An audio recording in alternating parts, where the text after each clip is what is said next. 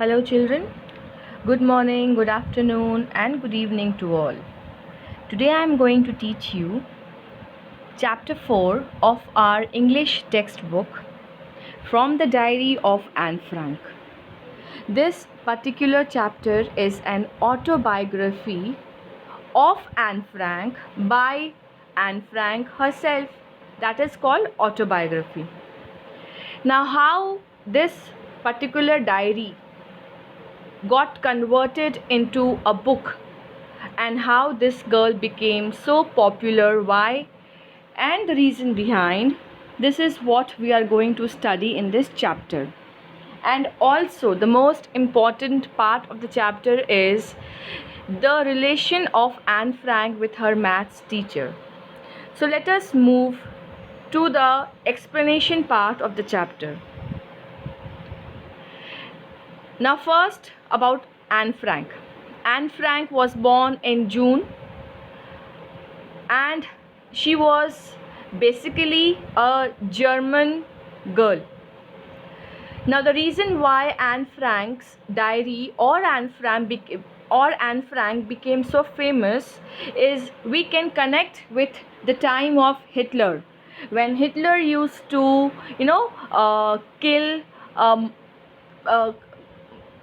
mass, means group of people all together in the Holocaust. All right, so this girl was also one of the victims of such an incident, and after her death her father got her diary from the house where they had kept themselves hidden during the Nazis rule. So after he got the diary and he read the diary, he thought of publishing the diary because the diary had got the entire life of that teen girl. She was not even an adult when she had died. All right, she was just in her teens. So the chapter begins here.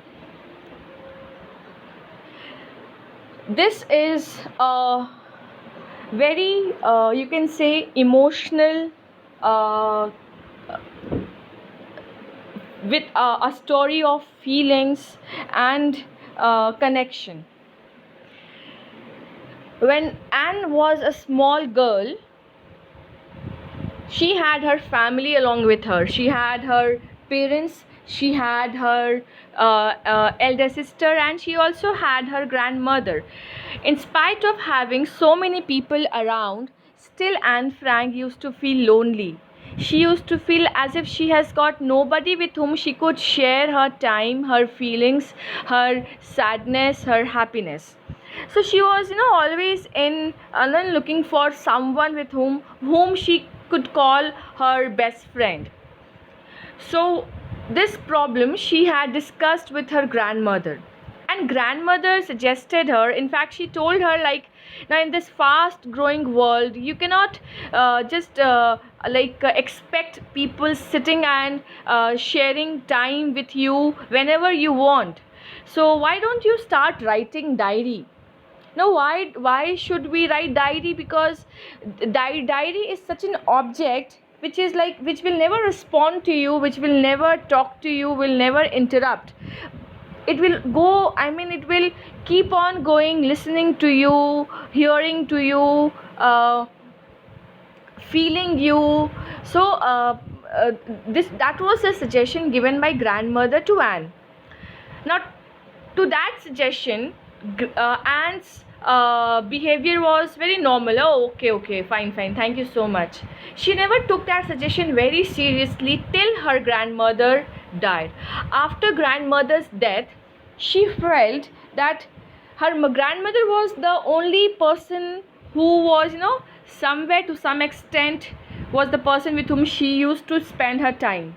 But after her grandmother's death, she was completely left alone. So that day she thought of that suggestion long back given by grandmother to start writing diary. Now she started writing the diary. Now when she was her interaction with the diary, or when she had spent some time with the diary, she felt as if she has got that person with like she was always looking for. She got her best friend. So she gave the diary a name, Kitty. She used to call her diary Kitty. And for her, diary was her best friend. And she said, till I do not find a living best friend, my best friend would be my diary, would be my Kitty. She used to come back home from school, from her playground, or so she used to write down all her feelings, all her experiences, all her gestures, all her behavior, everything she used to jot down, depending upon the writer or depending on the person who writes the diary, whatever the person wanted to write. So everything she used to write down. One thing I want to make it clear over here is she had got friends, all right. When she was a school going girl, obviously she will be having friends, but friend and the best friend, these two things are completely different things. She had friends, but she never had a best friend. So for her, the diary was her best friend, all right. So diary became her best friend. So being a small girl, like going to school, having fun with friends, sharing good time with teachers, learning new things, so everything was going well. All other teachers at school used to love Anne a lot, and even Anne used to love her teachers very much, except the bonding or the connectivity between Anne and her maths teacher. Now, maths teacher never used to appreciate the behavior of Anne, or you can say the teacher never liked particularly, no? Like the teacher never liked Anne, all right? So, and even for Anne, if the teacher is not liking, or if the teacher is not so fond of Anne, apparently what happens, the subject becomes boring for her. So the math subject was very boring for her. The teacher, even she did not like. So their relation was not so good, or we cannot we can say like was not so happy. So her behavior, like the math teacher always wanted children to sit in his class quietly and listen to him, and Anne used to do the opposite of what was expected. She used to talk, she used to have fun, she used to, she was a talkative girl. Maths teacher got frustrated, and one day he punished her. He said, and the punishment was, she was asked to write an essay on Chatterbox. Alright? She went back home. The topic for her was very weird, was very vague, and was like, oh, Chatterbox. Children have got the right to speak, man. How can you say that a child is a chatterbox? We have got, like, if a child will not speak or will not have fun, who is going to? So for her, the topic was very vague, very weird. So she closed her homework text notebook, and she completed all other subjects homework.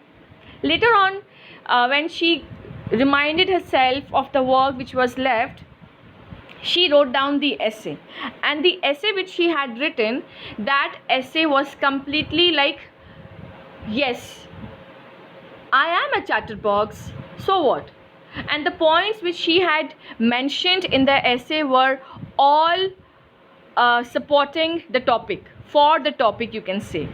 That when the teacher read the essay, the teacher was like, "Acha, the child is not teaching me like that is something like it is not bad if a child is a chatterbox or if a child is talkative."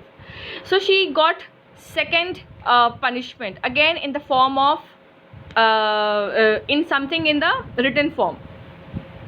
So again she wrote down in the same manner for the topic. The third punishment which she had got, she was now like, again my teacher is asking me to write something. So here I will take you to the last part of the chapter.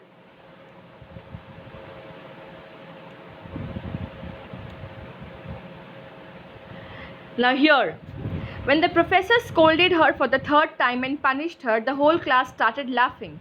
As a result, she had to pretend to be amused too. Means, oh, chalo, I'll also laugh. Alright, oh, my friends are having fun, even I'll also have fun. So what if my teacher is scolding? So just see the behavior of that girl. She did not make people over there in the class understand that she was feeling embarrassed. like she felt bad because the teacher was scolding her. She converted that situation into a very normal situation, as you know, some of us do, usually children at school do. They will walk into the room of the principal as if, you know, I am going to be like what the principal is going to do, and but after the talk inside the room gets over, and after the children they come out of the classroom, they are, oh हुआ था कुछ नहीं, normal था सब कुछ, it was, oh okay good. They will never make people know that I have got nicely inside the room, and outside when they come out, they will come out, oh the boss is coming out, right, everything was okay, ठीक है थोड़ा बहुत बोली है ma'am चलेगा. So this is her gesture over here. She pretended to be amused too. मतलब ठीक है, when I am also happy, if the class is laughing, I will also laugh. So what if my teacher is punishing me or making fun of me? After writing twice on similar topics, she ran out of thoughts. Now she had got nothing in her mind to write on the topic for or against. But now she has got the third assignment, and the third assignment topic was quack quack quack. Alright, the topic was quack quack quack chatterbox, kind of. Alright, so she wrote her assignment in the form of a poem.